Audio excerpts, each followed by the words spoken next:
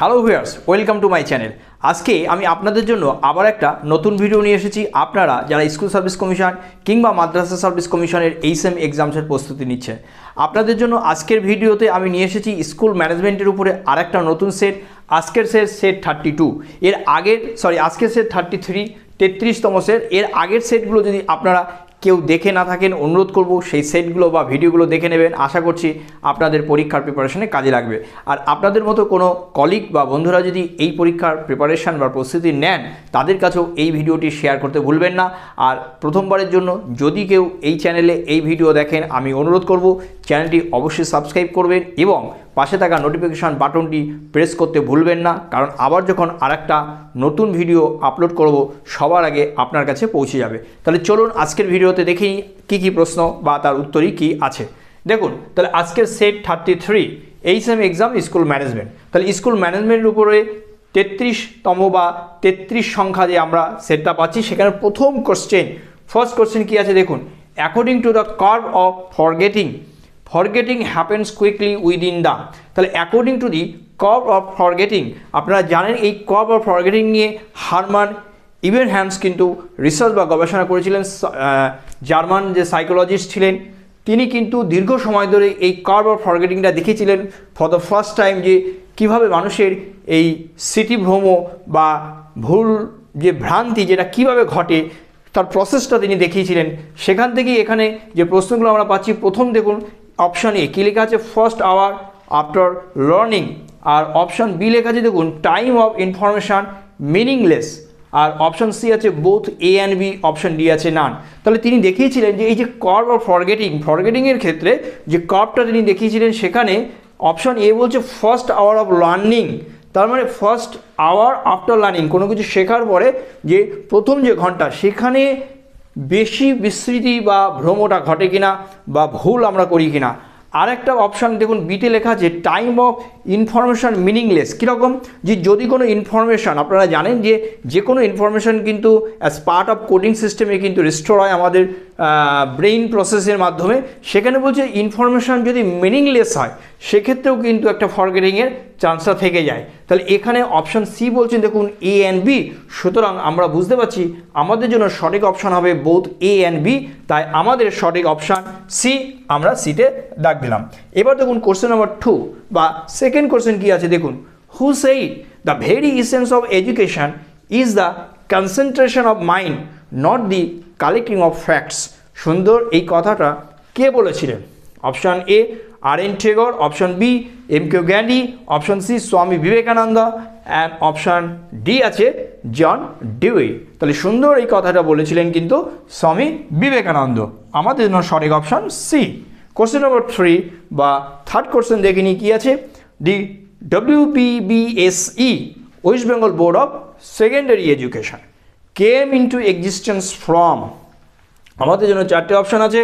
Option A January 1964, option B February 1964, option C March 1964, আর option D April 1964। তাহলে সঠিক option কোনটা হবে? সঠিক অপশান এ, যেখানে লেখা আছে দেখুন জানুয়ারি 1964। আমরা অপশান এ বেছে নিলাম। নেক্সট কোশ্চেন নাম্বার 4, 4 নম্বর প্রশ্ন কী আছে দেখুন। কন্যাশ্রী, আপনারা জানেন রাজ্য সরকারের বিভিন্ন প্রকল্পের মধ্যে একটি গুরুত্বপূর্ণ Kanyashree and initiative by West Bengal government aims to. এর লক্ষ্য কী ছিল? লক্ষ্যমাত্রা কি? Option A improve the lives and status of girl children, যারা স্টুডেন্টস আছে। আর অপশান বি আছে প্রিভেন্ট চাইল্ড ম্যারেজ। তাহলে এখানে অপশান এ এবং বি দুটোই কিন্তু সঠিক।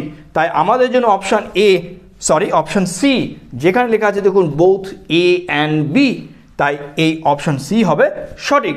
এবার চলুন দেখে নিই এর পরের প্রশ্নগুলো কী আছে। এবার দেখে নেব কোশ্চেন নম্বর 5 বা 5th কোশ্চেন কী আছে দেখুন। Mark the true statements about the West Bengal tablet scheme.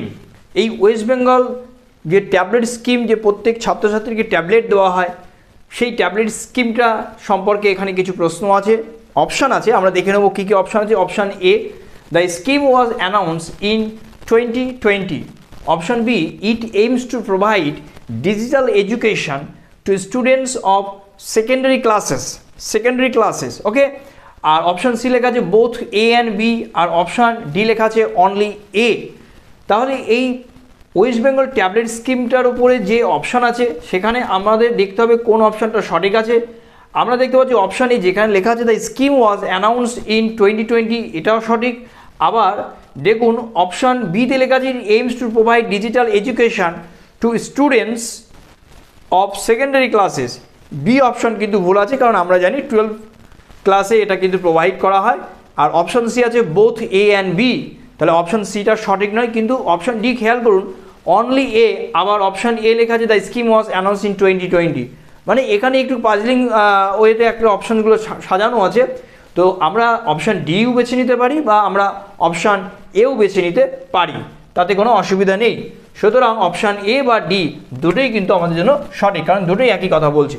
Question number 6 বা 6 নম্বর প্রশ্ন কী আছে দেখুন, দি অবজেক্টিভ অফ সবুজ সাথী ইজ টু, তাহলে সবুজ সাথী এই যে প্রকল্পটির উদ্দেশ্য বা তার লক্ষ্যটা কী ছিল? Option A encourage students in higher education, option B reduce drop outs, মানে ছাত্রদেরকে স্কুলমুখী করতে হবে, তারা যে বেরিয়ে না যায় সেটাকে কমাতে হবে হারটাকে, রিডিউস ড্রপ আউটস।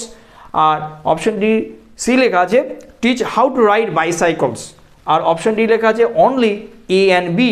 তাহলে বুঝতেই পারছি যে অপশান সি যেখানে লেখা আছে teach how to ride bicycle, এটা তো হবেই না, কিন্তু যেখানে অপশান এ এবং বি লেখা আছে encourage students in higher education and reduce drop outs, তাই এ অ্যান্ড বি সঠিক অপশানের জন্য আমাদের অপশান ডি যেখানে লেখা আছে বোথ এ অ্যান্ড বি, আমাদের সঠিক অপশান ডি। কোয়েশ্চেন নম্বর 7 বা 7 নম্বর প্রশ্ন কী আছে দেখে নিই আমরা। Who said education is not the amount of information that is put in your brain, খুব সুন্দর কথা। কি আছে দেখুন, education is not the amount of information that is put in your brain, এই কথাটা কে বলেছিলেন? Option A S Vivekananda means Swami Vivekananda, option B R N Tagore, option C M K Gandhi and option D John F Kennedy. তাহলে চারটে option, চারটে নাম পাচ্ছি আমরা, চারজনের নাম পাচ্ছি। তাহলে এদের মধ্যে বা এই অপশানগুলোর মধ্যে সঠিক হবে যেখানে লেখা আছে দেখুন এস বিবেকানন্দ, স্বামী বিবেকানন্দ, অপশান এ হবে সঠিক। এবার আমরা চলে যাব পরের প্রশ্নে, দেখে নিই সেগুলো কি আছে। এবার আমরা দেখে নেব কোশ্চেন নম্বর 8 বা 8 নম্বর প্রশ্নটি কি আছে দেখুন। Mark the true statements about casual leave, খুব পরিচিত একটি ছুটি ক্যাজুয়াল লিভ, এই ক্যাজুয়াল লিভ সম্পর্কে দেখে নিই অপশানগুলো কি আছে। Casual leave is granted for 14 days in a year means calendar year. Option B লেখা আছে casual leave can't be prefixed or affixed with vacation, এখানে ভ্যাকেশান বলতে লং টার্ম যেগুলো বলা হয়, যেগুলো পূজা ভ্যাকেশান বা সামার ভ্যাকেশান। অপশান সি লেখা আছে দেখুন casual leave can't be granted for 7 days at a stretch, তার মানে 7 দিন টানা তার বেশি can't be granted for 7 days at a stage, মানে can't be granted more than 7 days, okay, মানে এখানে মোর দ্যান লেখা উচিত, মোর দ্যান অপশানটা আছে মোর দ্যান, ওকে। তো casual leave can't be granted more than 7 days at a stretch means, তার মানে 7 দিনের বেশি নেওয়া যাবে না। At a stress means intervening holidays থাকতে পারে, সানডেজ থাকতে পারে বা কোনো ছুটি থাকতে পারে, তাহলে সব কিছু মিলিয়ে যেন 7 দিনের বেশি না হয়। প্রশ্নটা এখানে অপশান এরকমই আছে, casual leave can't be granted more than 7 days at a stress. আর অপশান এ আছে casual leave is granted for 14 days in a year, option B casual leave can't be prefixed or affixed with vacation, অর্থাৎ summer vacation বা puja vacation এই ধরনের কোনো লম্বা ছুটির সাথে ক্যাজুয়াল লিভটা কিন্তু মেলানো যাবে না। তাহলে এখানে আমাদের অপশান এ বি সি তিনটে অপশানই সঠিক আছে, তাই আমাদের জন্য সঠিক অপশান ডি যেখানে লেখা আছে অল। কোশ্চেন নম্বর 9 বা 9 নম্বর প্রশ্ন কী আছে দেখুন, বিদ্যা সমীক্ষা কেন্দ্র, এটা ইন্ডিয়ান গভর্নমেন্টের একটি প্রজেক্ট, যে এই বিদ্যা সমীক্ষা কেন্দ্র এই প্রজেক্টটি বা এটার উদ্দেশ্য কী বা লক্ষ্য কী, তাহলে আমরা দেখে নেব অপশানগুলো কী কী আছে। Option A leveraging data and technology to bring a big leap in learning outcomes, option B লেখা আছে analysing all the data collected, and option C improving learning outcomes, option D all. এই প্রশ্নের যে অপশানগুলো আছে আমাদের কাছে খুবই পরিষ্কার যে অপশান এ বি সি তিনটি কিন্তু সঠিক, সুতরাং আমাদের জন্য সঠিক অপশান ডি, যেখানে লেখা আছে অল। কোশ্চেন নম্বর 10 বা 10 নম্বর প্রশ্ন কী আছে দেখুন, who said the secret to life is not enjoyment but education through experience. কথাটি কে বলেছেন?